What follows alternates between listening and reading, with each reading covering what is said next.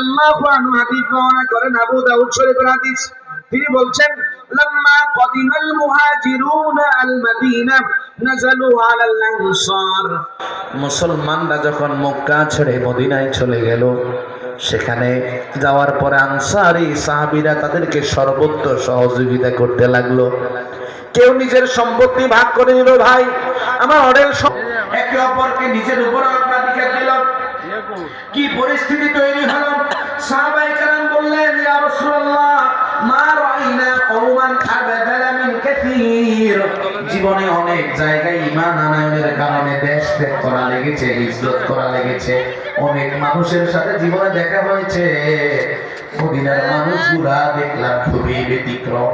ইয়া রাসূলুল্লাহ, তাদের জীবনের মাঝে অনেক কষ্ট, অনেক সংকীর্ণতা থাকার পরেও তারা সবকিছু আমাদের জন্য উদার করে দিয়েছে।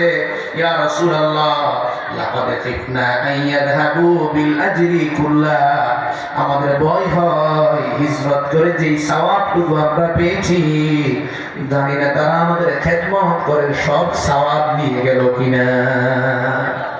কি নিঃস্বার্থ পরায়ণ। নবীজি সাহাবীদেরকে বললেন, লা লা, এমনটা হবে না। মা দাআউতুমুল্লাহু লাহুম ওয়া আতনাইতুম আলাইহি।